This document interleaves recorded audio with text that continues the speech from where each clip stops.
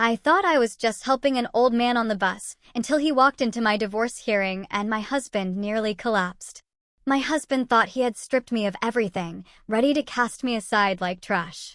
But what he didn't know was that a single, unexpected act of kindness was about to unleash a tidal wave of justice that would crash down directly on his arrogant head. That morning, the sunbeams tried to peek through my kitchen blinds, but they couldn't warm my heart. My gaze was just empty, fixed on a manila envelope lying silently on the dining table. It screamed official business, bearing the seal of the Cook County Domestic Relations Division. My hands started to tremble violently as I slowly reached for it. My heart, it was already pounding like it knew the bad news hidden inside. It had been 3 weeks since Gabe had even bothered to come home.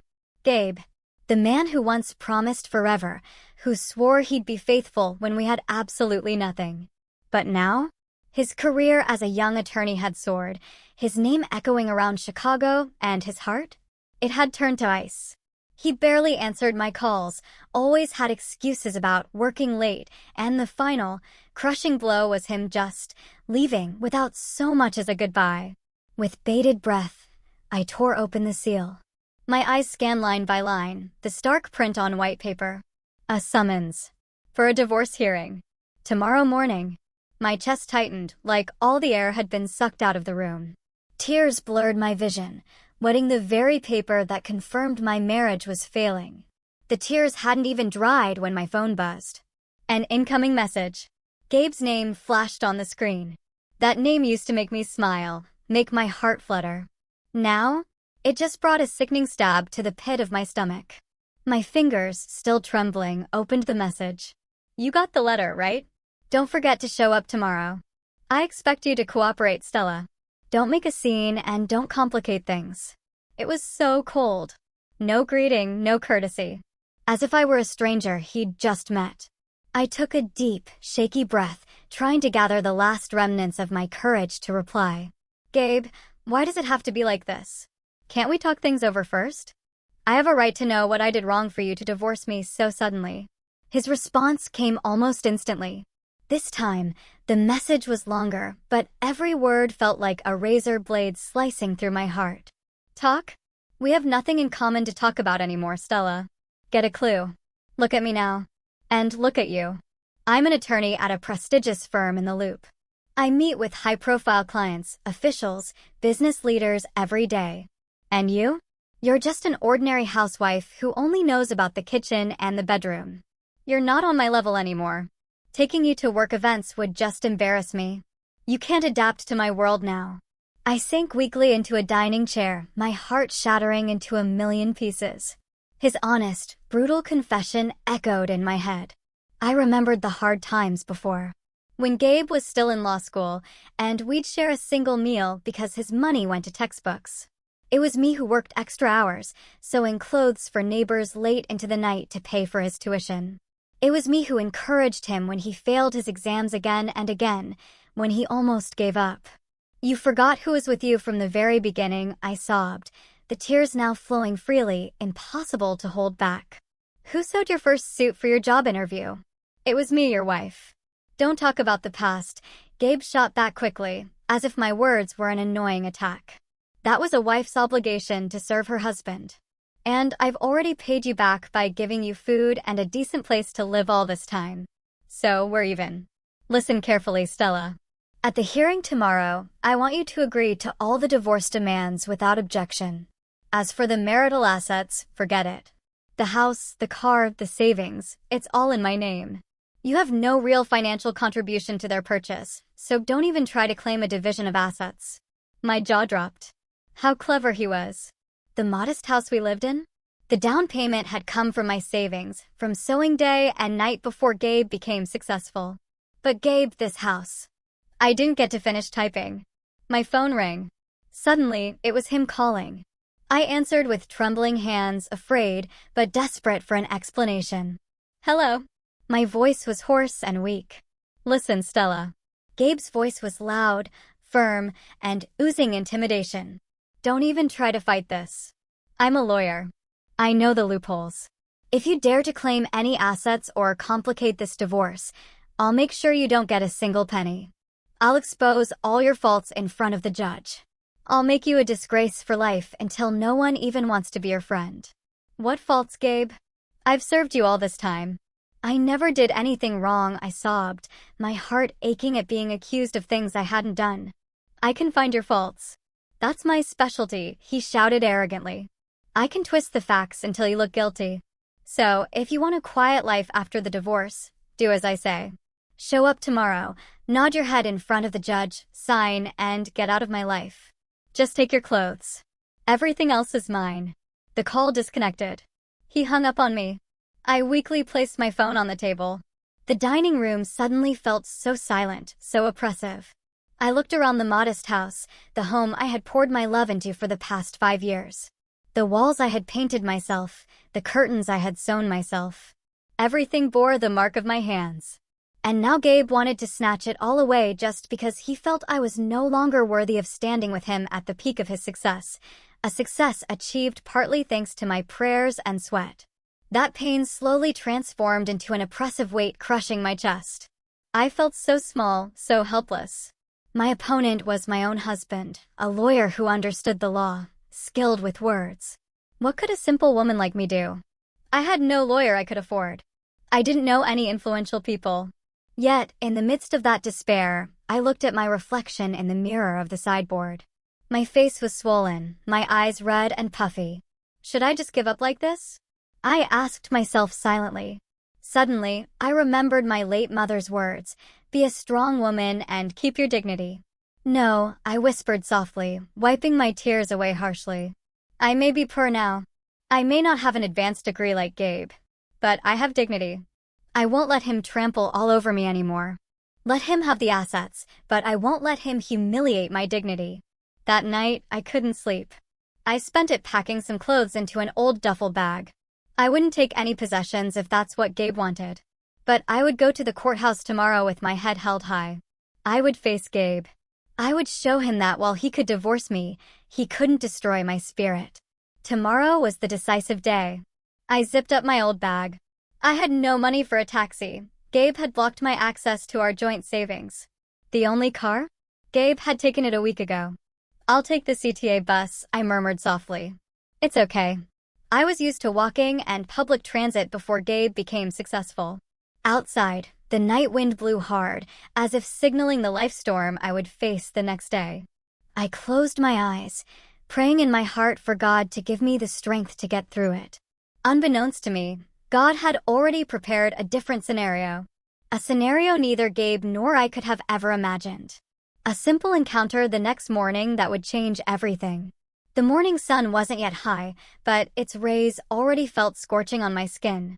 Today was the day I dreaded most, but one I had to face, like it or not. I stood in front of the old mirror in my bedroom, adjusting a simple, cream-colored scarf that had faded slightly from so many washes.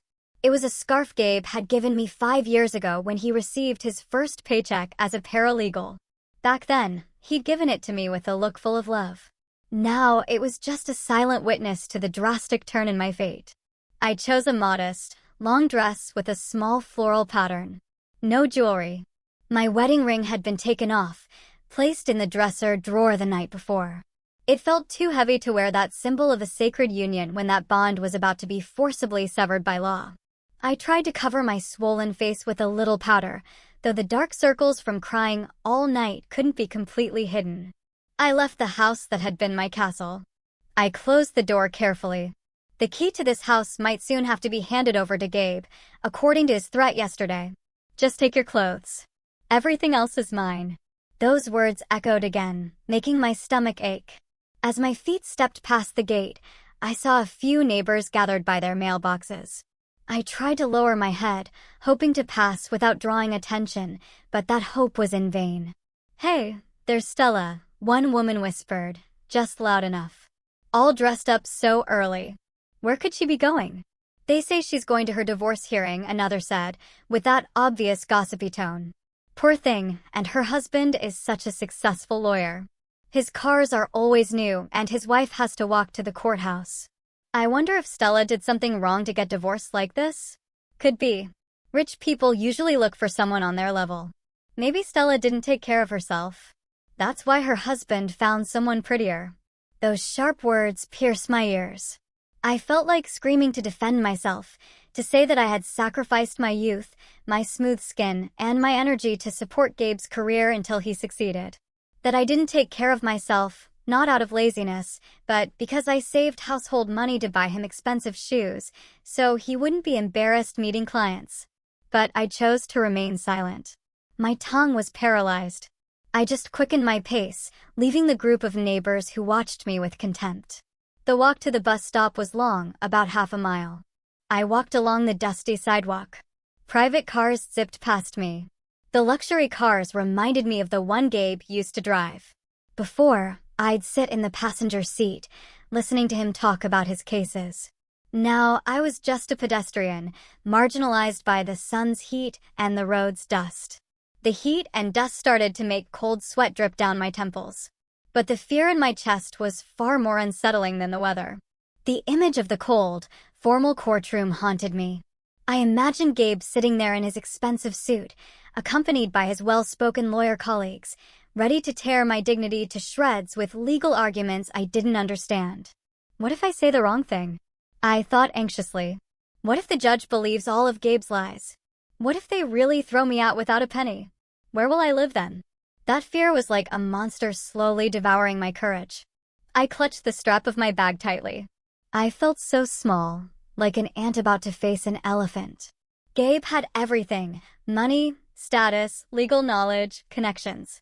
While I only had my honesty and the remnants of faith that God doesn't sleep. At the bus stop, I sat on the metal bench, already starting to rust. I waited for the city bus headed for the Cook County Courthouse. Around me, people were busy with their own lives, some glued to phones, some lost in thought, some sleeping off a night shift. In the midst of that crowd, I felt utterly alone. No hand to hold. No shoulder to lean on. A gleaming black sedan drove slowly past. Its windows were tinted, but I recognized the license plate. It was Gabe's car. My heart seemed to stop. The car glided smoothly, weaving through traffic with arrogance, while I still had to wait for the old, late bus. The difference in our fates was starkly displayed before my eyes. Gabe was moving forward in comfort, while I had to struggle just to get to the place where my destiny would be decided. Dear God, I prayed in my heart, my teary eyes staring at the asphalt. If this separation is the best path, then strengthen my heart. Don't let me break down in the face of Gabe's arrogance. Give me just one sign of your help today, so I don't feel so alone. Not long after, the city bus finally appeared around the corner. Black smoke billowed from its exhaust pipe. It was completely packed. The driver shouted for passengers. I took a deep breath, strengthening my legs. I prepared to squeeze in, bracing myself for an uncomfortable journey. As uncomfortable as the life journey I was currently on. I boarded the bus, completely unaware that my prayer from moments ago was about to be answered in the most unexpected way. The atmosphere inside was suffocating. A mix of passenger sweat, stale cigarette smoke, and road dust. I stood, squeezed between a man carrying a large sack and a group of loud students. My legs ached from having to keep my balance every time the bus accelerated or braked sharply. The driver seemed to be chasing some daily quota, recklessly maneuvering the old vehicle.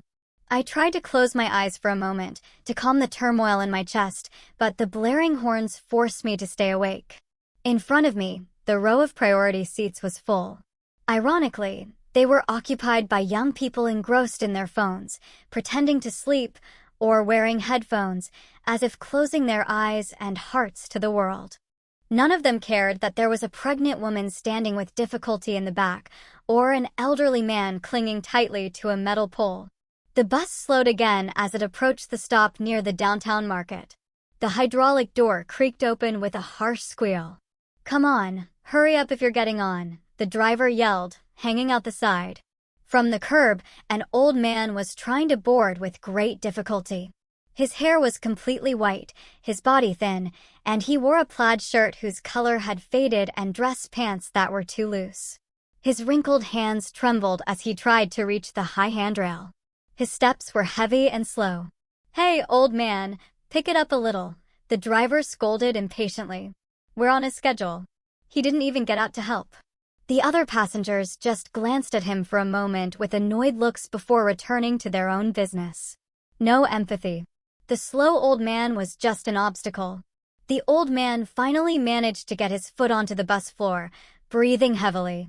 But he had barely found something to hold onto when the impatient driver slammed on the accelerator. The bus shot forward abruptly. The old man's frail body lurched backward. He lost his balance. "Watch out!" A woman near the door shouted, but even she didn't move to help. I, who saw what was happening from the middle of the aisle, reacted immediately. Forgetting my own sorrow, forgetting my shame, my humanitarian instinct took over.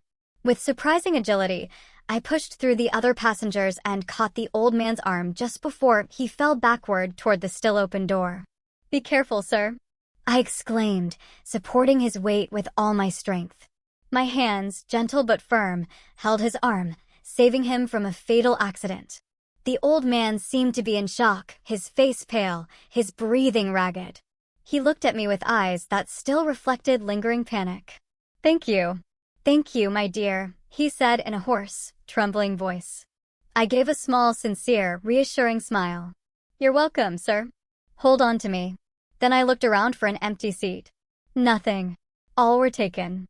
My eyes fell on a young man sitting in the priority seat right in front of us, engrossed in a game on his phone, oblivious to the commotion. "Excuse me, young man," I called out in a soft but firm voice. "Could you please give your seat to this gentleman? He can't stand for long." The young man looked up, glaring at me and the old man with an annoyed expression. He huffed in frustration, as if I had just interrupted a crucial moment in his life. Reluctantly, with a sour face, he stood up without a word. He then moved to the back, grumbling under his breath. "Please sit here, sir," I said, gently guiding the old man to the seat. I made sure he was comfortable before letting go. He let out a sigh of relief as his back touched the seat. He massaged his trembling knees. After feeling a bit calmer, he looked up at me, who was now standing beside him, holding onto the back of the seat. "Thank you so much, my dear. If it weren't for you, I might have rolled right out of the bus," he said again. This time, I could see his face more clearly. Although wrinkles covered his face, there was a sharp yet serene look in his eyes. A strange dignity emanated from his simple figure, something that didn't quite match his worn clothes. "It was nothing, sir. It's our duty as human beings to help one another," I replied politely. I adjusted my handbag, trying to hide my left hand, which no longer wore a wedding ring. "It's rare to find young people who care like you these days," the old man murmured softly, as if talking to himself.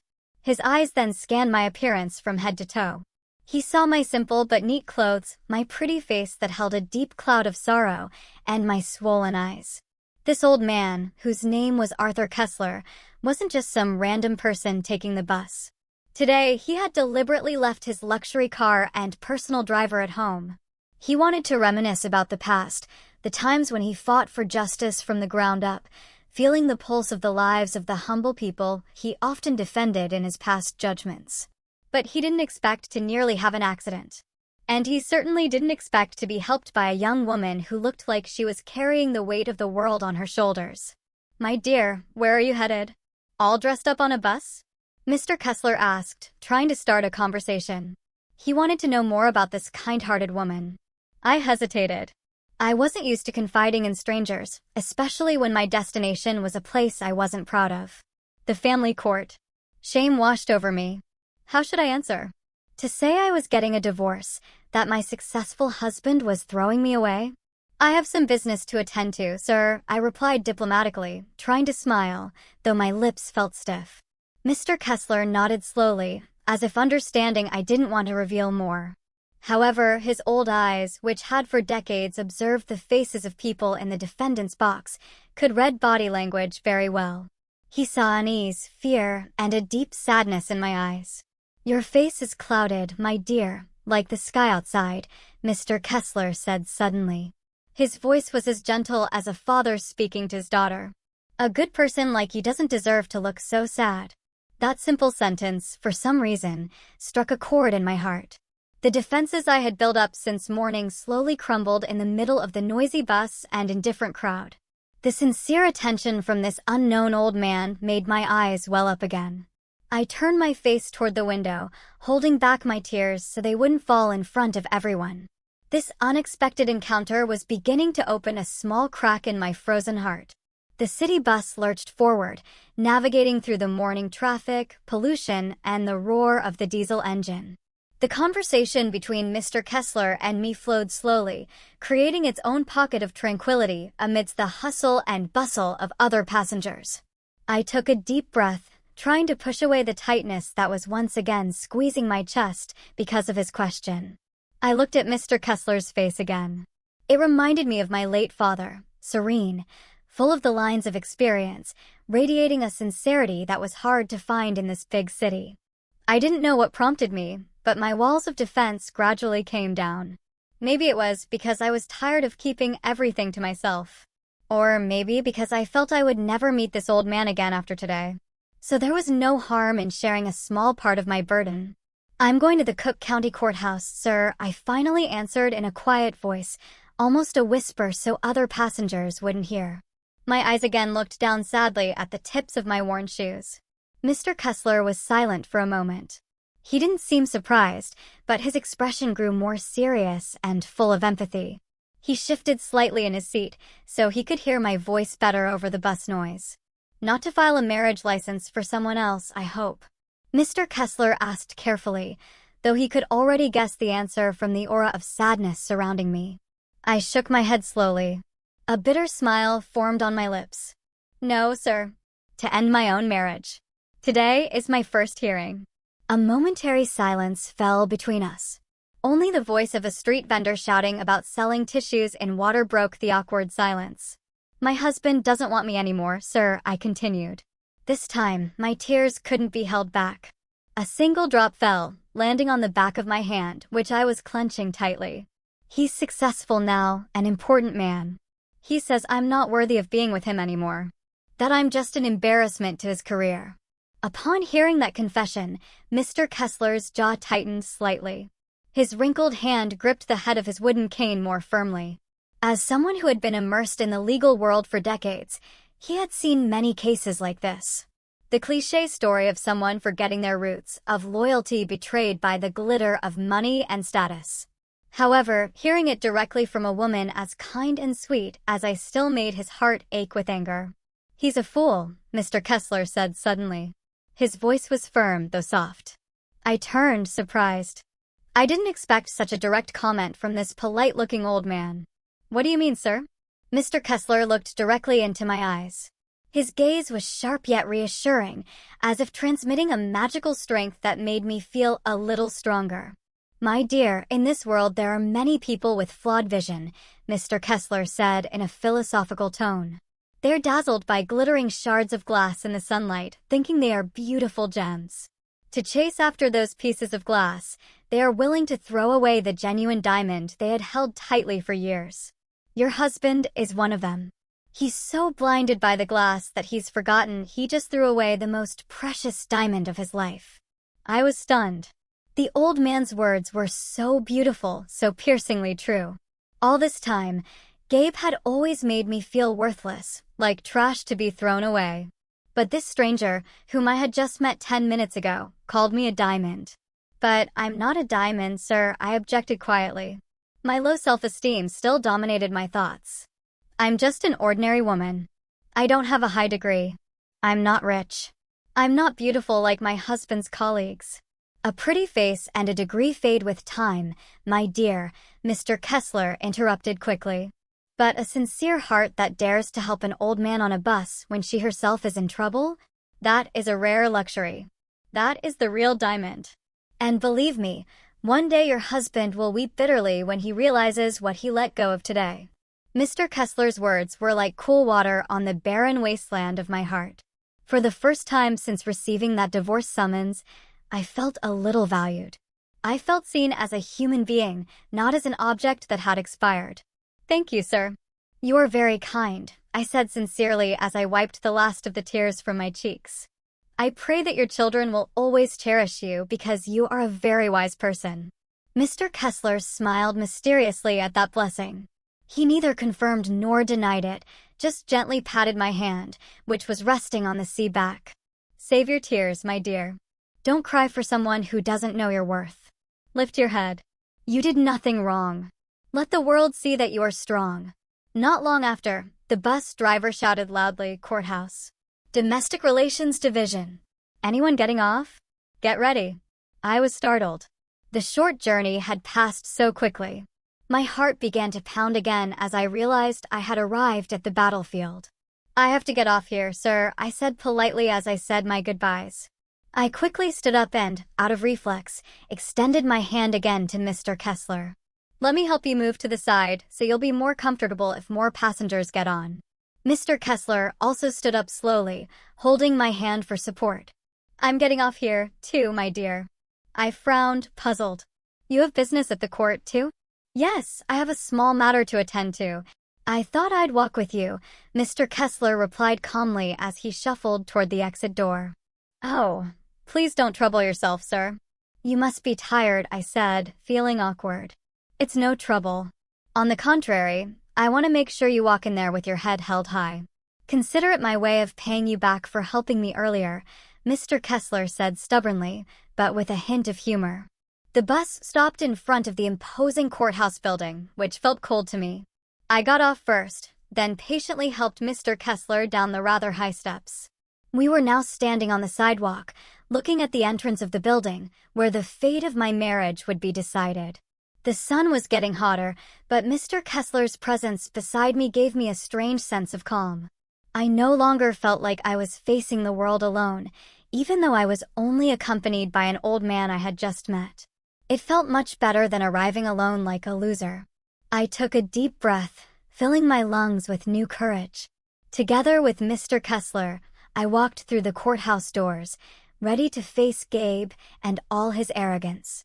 Unbeknownst to me, the old man's small steps beside me were about to cause a huge stir inside that building.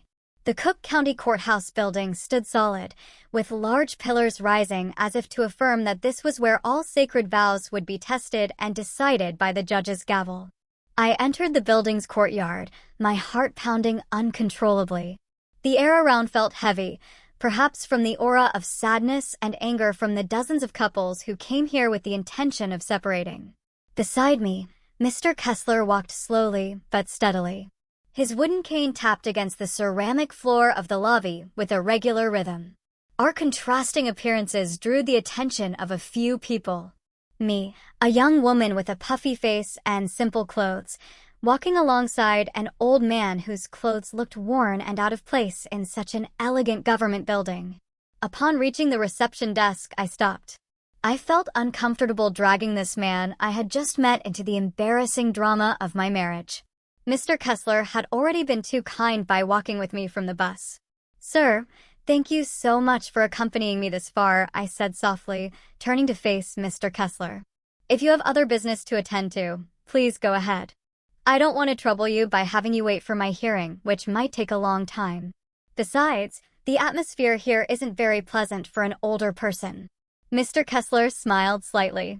The wrinkles at the corners of his eyes crinkled kindly. He didn't move an inch. "Stella, an old man like me has plenty of free time. It's lonely at home with no one to talk to. Besides, it's hot outside. It's cool and air-conditioned in here. Let me just sit in the waiting area for a while. It'll give my legs a rest." I looked at the old man doubtfully. "But sir, when my husband arrives, I'm afraid he might speak rudely. I don't want you to be offended or yelled at as well. My husband can be a bit short-tempered when he doesn't get his way." Mr. Kessler's face became a little more serious, though his smile hadn't completely disappeared. He gently patted the back of my hand. "That's precisely why I want to be here. I want to see for myself what kind of man would dare to waste a woman as polite and good as you. Don't worry about me. This old man has seen a lot in his life. The shouting of a young man isn't going to give me a heart attack." Hearing Mr. Kessler address me so respectfully touched my heart. There was a sincere respect in the way he spoke to me, something that had long vanished from Gabe's lips. I finally nodded in resignation, but inside, I felt relieved. Honestly, I was afraid to face Gabe alone. Mr. Kessler's presence, even as just a stranger sitting silently, gave me a bit of security. It felt like being accompanied by a father ready to defend his daughter. "All right then, sir. Let's sit in the waiting area over there," I invited. We walked toward the row of waiting chairs lined up in the corridor leading to the main hearing room. Some people looked at us with questioning expressions. A security guard even eyed Mr. Kessler suspiciously because his appearance was considered unkempt. However, Mr. Kessler walked with his chin up, indifferent to the dismissive looks from others. He had a strange self-confidence, as if this building were his own home. As we sat down, I kept fidgeting with the hem of my dress. My eyes darted around anxiously, searching for Gabe. The fear was still there. The image of Gabe arriving in his designer suit, with his overpowering cologne and hurtful words, made my stomach churn. "Stay calm, my dear," Mr. Kessler whispered from his seat beside me. He seemed to be able to sense the anxious turmoil in my chest. "Take a deep breath. Don't let him see you tremble. If you look weak, it will only make him feel more victorious." I followed his advice. I took a deep breath, trying to control my racing heart. "Did you ever go through something like this before?" I asked quietly, trying to distract myself. Mr. Kessler gazed into the distance, contemplating the painting of the scales of justice on the opposite wall. "I've seen thousands of people cry in buildings like this, my dear. I've seen some cry with regret, some with pain, and some with joy at being freed from suffering. Divorce is certainly painful, but sometimes it's the gateway to true happiness. God breaks your heart today, perhaps to save your soul in the future." Those wise words once again penetrated deep into my soul. I felt that the old man beside me was no ordinary person. His way of speaking was too refined for just a regular bus passenger. But I didn't dare ask more about who Mr. Kessler really was. For me, it was enough that Mr. Kessler was my guardian angel today. Case number 15. The petitioner and respondent. Please prepare. The voice from the loudspeaker echoed down the corridor. I flinched. That wasn't my case number, but the voice reminded me that my hearing time was drawing closer. I glanced at the wall clock. It was almost 9 a.m. Gabe should have arrived by now. Suddenly, from the direction of the main entrance, came the sound of dress shoes clicking sharply on the floor. Steps full of confidence, full of arrogance. I knew that sound all too well. My body instantly tensed. "He's here," I whispered softly. My face turned pale. Mr. Kessler also turned to where I was looking. There, striding in, was a handsome but arrogant young man dressed in a well-pressed designer suit, a crisp white shirt, and a silk tie. Behind him walked another man carrying a thick briefcase of documents. Apparently, his lawyer. Gabe arrived with the air of a king. He didn't look left or right. His gaze was fixed straight ahead, as if everyone in the room should move aside for him. The aura of arrogance was thick, emanating from him. Mr. Kessler narrowed his eyes, staring intently at Gabe's approaching figure. His old hand gripped the head of his wooden cane tighter, not out of fear, but to contain his anger at the attitude of this young man who thought he was so powerful. So that's the guy, Mr. Kessler thought. Let's see how high he can fly before his wings get clipped. I lowered my head, trying to hide my face, but it was too late. Gabe had already spotted me. A mocking smile appeared on his lips as he saw me sitting in the corner of the waiting area. Gabe changed direction, walking towards me with a disdainful look, ready to launch his first verbal assault to crush my morale before the hearing even began.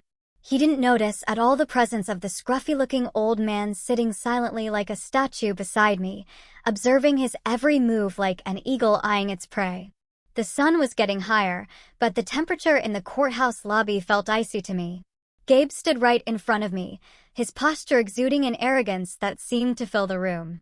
The scent of his expensive cologne, which used to be so comforting, now made my stomach turn, reminding me of the stranger standing before me, no longer the husband I once knew.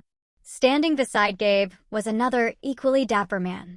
He clutched a leather briefcase with a smug look, occasionally adjusting his expensive glasses while glancing at me with contempt. Well, Gabe began, his tone sarcastic and sharp. His voice was deliberately loud, causing people nearby to turn and look. "You finally showed up. I thought you'd be crying in the bathroom all day, too scared to face me." I took a deep breath, trying to straighten my back, which felt frail. I remembered Mr. Kessler's words. Don't look weak. I came because it's a legal obligation, Gabe. I'm respecting the court summons, I replied softly, but clearly. Gabe snorted.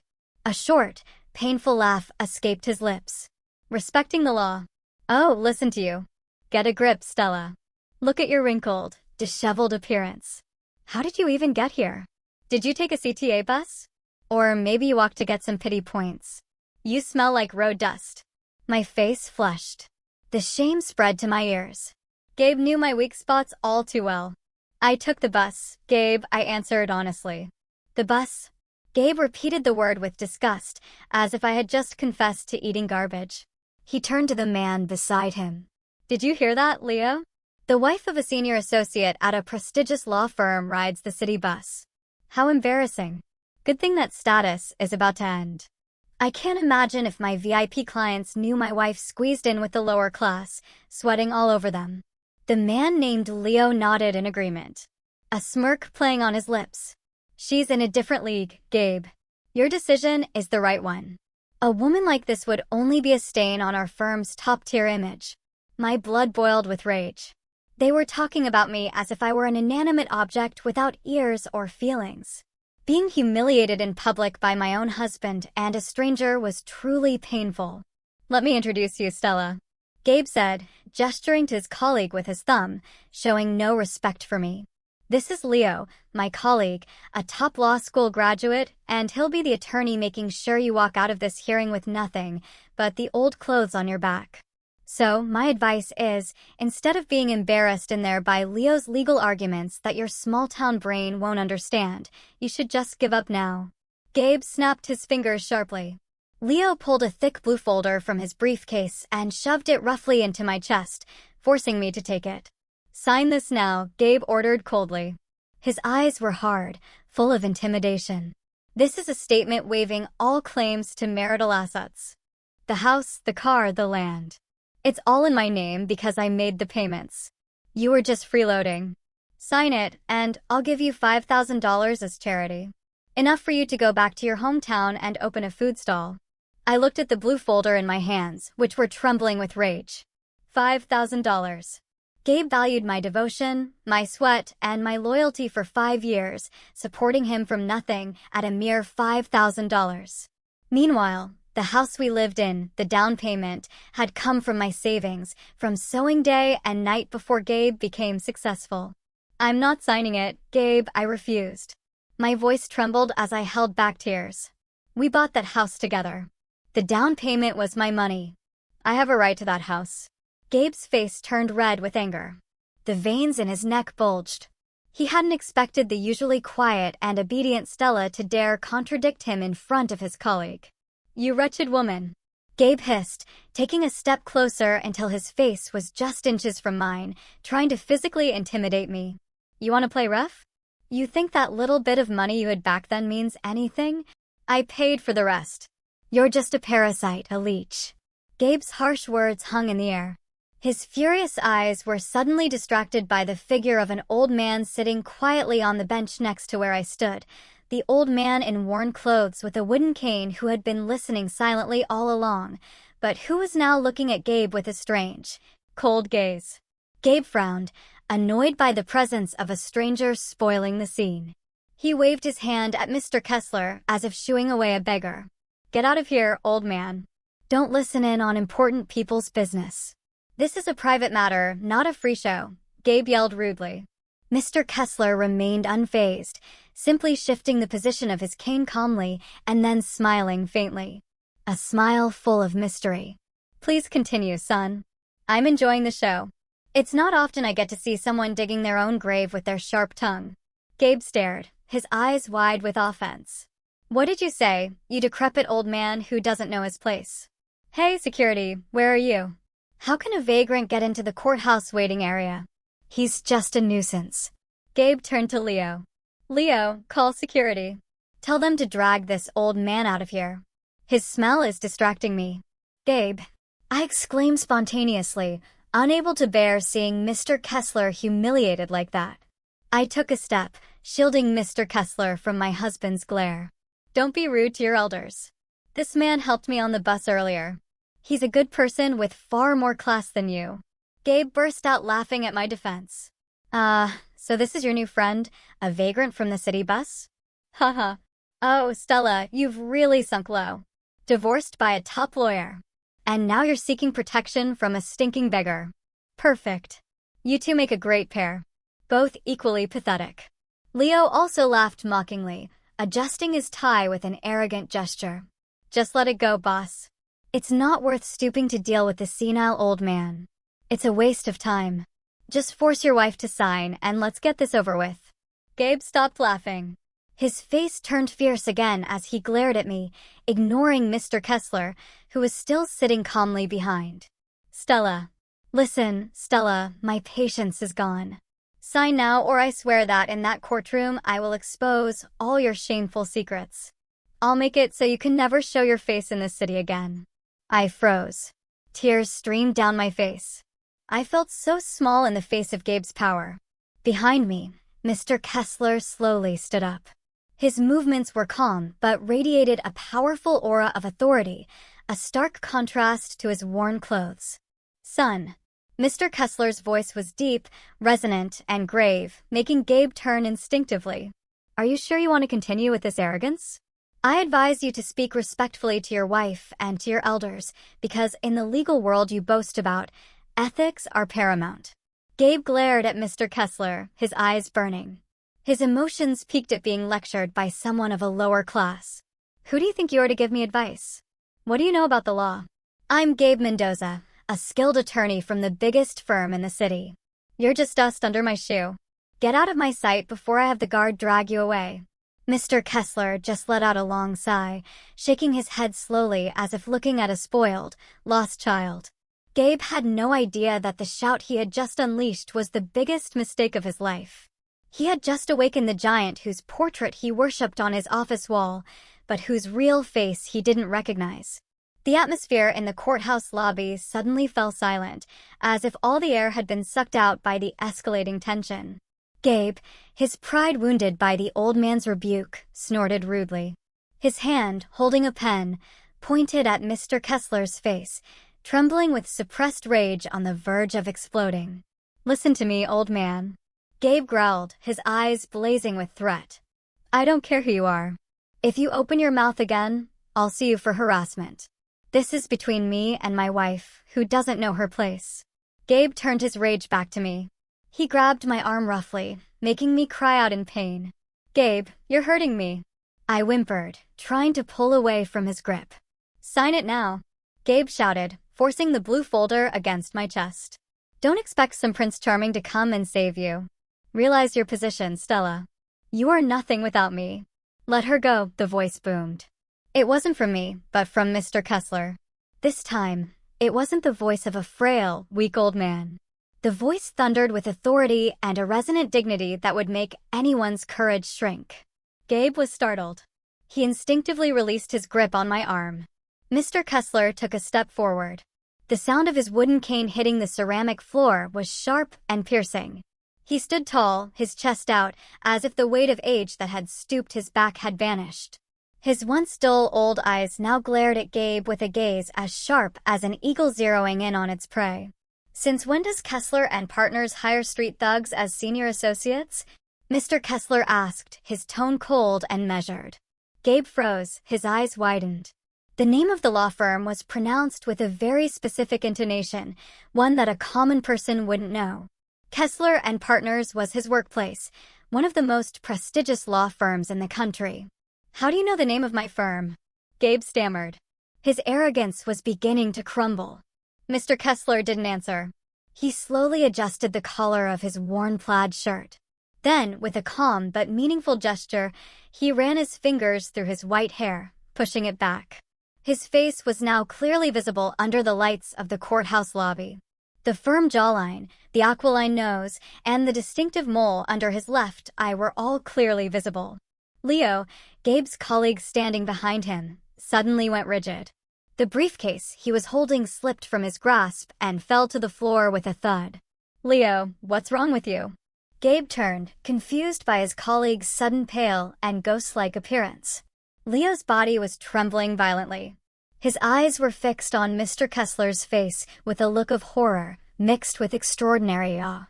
"Boss," Leo whispered, his voice choked, pointing at Mr. Kessler with a trembling finger. "Boss, Gabe, look closely. Look closely." "What am I looking at?" Gabe shouted, annoyed. He turned back to look carefully at the old man in front of him. It was then that time seemed to stand still for Gabe. His eyes scanned the old face. His memory flew to a giant 6-foot-tall oil painting that hung majestically in the main lobby of Kessler and Partners. The painting of the firm's founder, the living legend of the legal world, the god of justice, whose books were required reading for every law student in the country. The figure Gabe had always idolized, whose photo he kept on his desk for motivation, but whom he had never met in person because the legend had long since retired and withdrawn from public life. The face before him, though older and thinner than in the painting, was the same face. The blood drained from Gabe's face instantly. His face, once red with anger, now turned as white as a sheet of paper. His legs felt weak like jelly. Cold sweat as large as beads of corn began to form on his forehead. His heart, which had been pounding with emotion, now throbbed with sheer terror. "Mr. Kessler," Gabe whispered, his voice almost inaudible, swallowed by an overwhelming fear. Mr. Kessler smiled faintly. But it wasn't the kind smile from the bus. It was the cold smile of a supreme judge ready to deliver a death sentence. "It seems your eyes aren't completely blind, Gabe Mendoza," Mr. Kessler said calmly, using Gabe's full name with precision. "I thought you had forgotten the face of the founder of the place where you make your living." Gabe's world collapsed in an instant. His knees trembled so badly that he had to grab the back of a chair to keep from falling. The scruffy-looking old man he had insulted as a vagrant, whom he had called smelly, whom he had tried to kick out like a dog, was Professor Arthur Kessler, the sole owner of the law firm where he worked. The person who held absolute control over his career and his future. I, standing beside Mr. Kessler, watched the drastic change in confusion. I saw my husband, who moments ago was as fierce as a lion, now shrink into a terrified mouse. "Gabe, what's wrong?" I asked innocently, not understanding the situation. Gabe couldn't answer. His tongue was paralyzed, his throat tight. Leo, being the first to react, immediately bowed deeply, almost at a 90-degree angle to Mr. Kessler. His posture was filled with exaggerated fear and respect. "I'm so sorry, Professor. I didn't recognize you in those clothes. Please forgive my rudeness, Professor.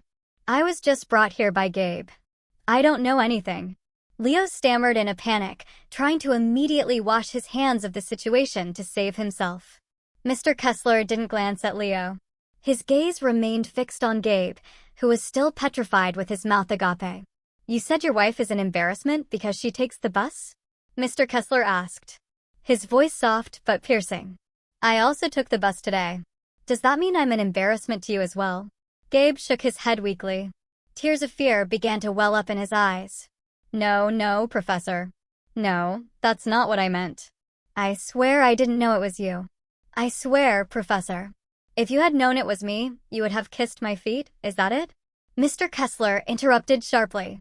"But because you thought I was a poor person, you felt you had the right to trample on me. Is that the mentality of the lawyers I've trained at my firm?" Mr. Kessler's voice rose at the end of the sentence, echoing in the room. Gabe felt as if he had been struck by lightning on a clear day. If Professor Kessler testified against him, it would all be over. There wasn't a judge in the country who would dare to contradict the credibility of an Arthur Kessler. Not only would he lose the divorce hearing, but Gabe's career as a lawyer would also be shattered. His name would be blacklisted throughout the entire legal community. "Professor, please don't do this." Gabe suddenly dropped to his knees on the cold lobby floor. His pride completely destroyed. He hugged Mr. Kessler's legs, sobbing uncontrollably. "I'm begging you, Professor. My career, my future. Don't destroy me, Professor. I'll withdraw the petition. I'll cancel the divorce. I'll go back to Stella. Please, Professor." The scene was truly pathetic and, at the same time, incredibly satisfying for anyone watching. Gabe, who had arrived like a king just moments ago, was now begging at the feet of the person he had insulted. I looked away. I couldn't bear to watch, but I also felt disgusted by my husband's insincerity. Gabe was pleading not out of love for his wife, but out of fear of becoming poor and losing his position. Mr. Kessler looked down coldly at Gabe, groveling at his feet. He was unmoved. He slowly shifted his foot, breaking free from Gabe's grasp. "It's too late for theatrics, Gabe," Mr. Kessler said coldly. "You're begging not because you regret hurting your wife, but because you're afraid of losing your world. Your wife deserves her freedom today. She deserves to be free from a leech like you. Get up. Don't humiliate yourself further. We're going to finish this in front of the judge like a man, as a man responsible for his actions should." Mr. Kessler then turned to me, extending his wrinkled but steady hand. "Come on, Stella. Let's go inside. Don't be afraid. Justice is on your side." I took the offered hand. My eyes filled with tears of emotion. I walked into the hearing room with my head held high, accompanied by the legal legend. Meanwhile, Gabe, with faltering steps and an empty soul, dragged his feet behind us into the courtroom, which was about to become the tomb of his own arrogance. Hearing room number 3 felt much colder and more oppressive than usual. The faded white walls and rows of long wooden benches were silent witnesses to the tension hanging in the air. At the petitioner's table, Gabe sat slumped over. His proud, straight posture was gone. His face was pale. His eyes stared blankly at the still empty judge's bench. Cold sweat continued to bead on his temples, even though the room's air conditioning was humming loudly. Beside him, Leo, the usually smooth-talking and cunning lawyer, now sat as stiff as a wax figure about to melt. He didn't even dare to open his briefcase. Leo knew very well that both of their careers were on the line in this room. Facing Stella might have been easy, but facing the shadow of the giant behind her was suicide. On the other side, at the respondent's table, I sat calmly. My hands were folded in my lap. Next to me sat the figure of Mr. Kessler. Although he was only wearing a worn plaid shirt and faded dress pants, the aura of dignity he radiated made the simple wooden chair feel like a king's throne. Mr. Kessler sat upright, both hands resting on his wooden cane. His eyes were closed for a moment as if he were meditating, waiting for the battle to begin. The bailiff called the court to order. The side door opened. 3 judges in black robes and white ties entered the room. Everyone present stood up. The presiding judge, a middle-aged man with thick glasses and a stern face, walked to the center chair. However, as his eyes scanned the room before sitting down, he suddenly paused. The presiding judge's eyes locked onto the figure of the old man at the respondent's table. He squinted, making sure he wasn't mistaken. A second later, his stern face changed to an expression of shock mixed with extraordinary respect. He recognized him. It was his former dissertation advisor, a retired Supreme Court justice whose integrity was internationally renowned. "Professor Kessler," the presiding judge murmured, his voice clearly audible in the silent room. The 2 associate judges also turned in surprise. Then, instinctively, they slightly inclined their bodies toward the respondent's table, a gesture of respect rarely seen in a courtroom. Mr. Kessler opened his eyes, smiled faintly, and then gave a calm, dignified nod. "Please proceed with your noble duty, Your Honor. Consider me not here. I am just an old man accompanying an acquaintance in her search for justice." The phrase, "consider me not here," had precisely the opposite effect. Mr. Kessler's presence completely changed the atmosphere in the room. The presiding judge swallowed hard, aware that this hearing was being directly supervised by the Grand Master himself. The standard of justice in this room suddenly rose to the highest level. There would be no room for foul play. "Very well, Professor. Thank you for your presence." "It is an honor for us," the presiding judge replied, his voice slightly nervous but polite. He then glared at Gabe, his look seeming to say, "Are you trying to get yourself killed? Daring to go against someone protected by him?" The presiding judge struck the gavel 3 times. "The hearing is now in session. Mr. Gabe Mendoza," the presiding judge's voice was grave and authoritative. "In the petition you filed, it states that you are seeking a divorce on the grounds of incompatibility, and you are also claiming full control of all marital assets, alleging that your wife, Mrs. Stella, has no financial contribution. Do you stand by this petition? The room fell silent. All eyes turned to Gabe. Gabe tried to open his mouth, but his voice was stuck. His tongue felt paralyzed. He glanced sideways at Mr. Kessler. The old man wasn't looking at him, just staring straight ahead calmly. But Gabe knew that one wrong word out of his mouth, one more lie told in front of his master's master, and it would be over for him. Mr. Kessler could easily destroy his reputation with a single phone call to the Bar Association. Leo nudged Gabe under the table, signaling his panic. Withdraw it, boss. Withdraw the petition. Don't be crazy. Leo's body language screamed. Gabe trembled. He remembered Mr. Kessler's threat in the lobby. Your integrity is zero. If he insisted on impoverishing me in front of Mr. Kessler, he wouldn't just lose respect. He would lose his future. The law firm where he worked was owned by Mr. Kessler. Mr. Mendoza. The presiding judge called out more forcefully as Gabe didn't respond. I repeat, do you stand by your claim to the marital assets? Gabe took a deep breath, a breath that felt heavy and painful. He glanced at me for a moment. I wasn't looking at him with hatred, but with a look of pity. That look stung Gabe's pride more than anger ever could. He realized he had already lost completely, even before the gavel fell. No, Your Honor, Gabe finally answered, his voice thin and weak like a deflated balloon. The presiding judge raised his eyebrows. No, what do you mean? Gabe hung his head low, not daring to look up. I withdraw my claim to the marital assets, Your Honor. I acknowledge that the house and its contents are community property. I am even willing to surrender my share entirely to my wife as a form of my responsibility. Leo let out a sigh of relief beside him, nearly slumping out of his chair. At least they weren't committing mass suicide today. My eyes widened in surprise. I glanced at Mr. Kessler. The old man remained calm. There was no expression of victory on his face, just a slight nod, as if this were the normal and expected outcome. Let the record show, the presiding judge said firmly. Mr. Mendoza surrenders the assets in their entirety to Mrs. Stella.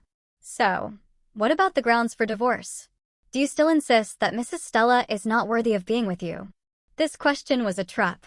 If Gabe answered yes with reasons of economic or social status, as in the original petition, he would look incredibly petty in Mr. Kessler's eyes. Gabe shook his head weakly. Tears of frustration and shame dripped onto the table. No, Your Honor, that reason is not relevant. I was the one who was wrong. I was not able to be a good husband. I want a divorce because I am no longer worthy of her. A wave of restrained emotions spread through the tense room. Gabe's confession, though born of fear, sounded honest to my ears. This was the first time Gabe had admitted his fault, even if he had to be forced by circumstances. Mr. Kessler suddenly raised his right hand slightly. Your Honor, may I speak for a moment as the respondent's companion? The presiding judge immediately nodded respectfully. Of course, Professor, the floor is yours. Mr. Kessler didn't stand. He remained seated, but his voice filled the room. He didn't look at the judge, but stared intently at the profile of Gabe's bowed head. The law was created to humanize humans, son, Mr. Kessler said, his voice soft, but cutting to the bone. Your law degree and your expensive suit are worthless if you use them to oppress the person who once devoted her life to you. Today you lose your wife, but at least you saved what's left of your conscience by telling the truth just now. Do not repeat this mistake in the future. Be a lawyer who defends the truth, not one who defends greed. Gabe sobbed quietly. His shoulders shook. Those words were both a slap and a final piece of advice from the idol he had disappointed. The shame he felt today would be etched in his memory for life, becoming a nightmare he would never forget. Thank you, Professor, the presiding judge said quietly. He then reasserted his authority. Very well, since the petitioner has admitted his fault and surrendered his rights to the assets, and both parties agree to separate, the court will now proceed to read the judgment immediately. I listened to every word from the judge's mouth with mixed feelings, relief, sadness, but also a profound sense of liberation. I wouldn't be left destitute. I wouldn't be humiliated. Instead, I had watched my arrogant husband crumble in remorse. When the gavel struck 3 times, finalizing the divorce decree, I felt as if a 1,000-ton weight had been lifted from my shoulders. I turned to the side, looking at Mr. Kessler's old, serene face. "Thank you, sir," I whispered, my eyes filled with tears. "You didn't just help me on the bus. You saved my life." Mr. Kessler smiled, patting the back of my hand. "It wasn't me, my dear. It was your own kindness that saved you. I was just an instrument." Across the table, Gabe slowly stood up. He didn't dare look at me, let alone Mr. Kessler. He nodded to the judge with a trembling hand. Then he walked quickly out of the room without looking back, followed by a stumbling Leo. Gabe left carrying a crushing defeat and a shame that would haunt his career forever. Meanwhile, I remained seated, upright, ready to embrace a new chapter of my life with my head held high. The trial of conscience had been won by honesty. The hearing room door slowly closed behind me, leaving all the bitterness of the past inside. The sound of Gabe's hurried footsteps faded down the corridor as he fled from his own shadow. The man who had arrived this morning with his head held high, full of arrogance, now disappeared around the corner. His shoulders slumped, not daring to glance back at me even once. Leo, his lawyer, followed at a distance, as if he no longer wanted to be associated with the loser who had just been humiliated by his own mentor. I let out a long sigh. The air outside the hearing room felt much fresher, as if the oxygen supply that had been blocked in my chest was now flowing freely again. I was no longer the unvalued wife of a successful lawyer. I was now a free woman who had successfully defended her rights, her dignity, and her home, all earned through her own sweat. "Are you at peace now, my dear?" The deep, gentle voice greeted me from the side. I turned. Mr. Kessler was smiling warmly at me. The intimidating aura he had projected in front of Gabe and the judges was gone, replaced once again by the figure of the kind, fatherly old man. "Very much at peace, sir." "I feel like a huge boulder has been lifted off my back," I answered honestly, my eyes welling with tears. "I don't know how to thank you enough. If you hadn't been here, I might have walked out with nothing but the clothes on my back." We walked slowly together toward the exit of the building. Mr. Kessler's pace was still slow, aided by his cane, and I faithfully matched my steps to his, staying by his side, just as I had when we first met on the bus. "You don't have to thank me, Stella," Mr. Kessler said, looking out at the sunny courthouse courtyard. "Your victory today isn't because of me, but because of the sincerity of your own heart. God is the great director of everything. He arranged the script for you to take the same bus as me, for you to help me, and for me to be there to return the favor. That is God's way of embracing you when you are in trouble." As we reached the entrance lobby, a sleek black sedan, far more luxurious than Gabe's, was already waiting. A chauffeur in an impeccable uniform quickly got out and opened the rear door. Apparently, Mr. Kessler's driver had come to pick him up. Mr. Kessler paused for a moment before getting into the car. He reached into the pocket of his plaid shirt and pulled out a simple, ivory-colored business card with embossed gold lettering. It had only a name and a personal phone number, without a long list of titles. "Keep this," Mr. Kessler said, placing the card in my hands. "Your house is secure now, but life must go on. If you ever need a job or legal assistance in the future, don't hesitate to call this number. The doors of my firm are always open to honest people like you." I accepted the card with trembling hands. I bowed respectfully and kissed the back of Mr. Kessler's hand like a daughter to her father. "Thank you, sir. May you always be blessed with health and long life." "One more thing," Mr. Kessler said, giving my shoulder a gentle pat. His gaze was deep and serious. "Never regret this separation. Don't cry over losing that man. You didn't lose anything, Stella. He is the one who lost everything by chasing after stones and throwing away a jewel. You have just reclaimed your dignity. Go home with your head held high. Redecorate your house. Cook your favorite meal and start a new happy life." I nodded firmly. Tears of emotion streamed down my cheeks, but this time they were not tears of sadness. "Yes, sir. I will remember your words."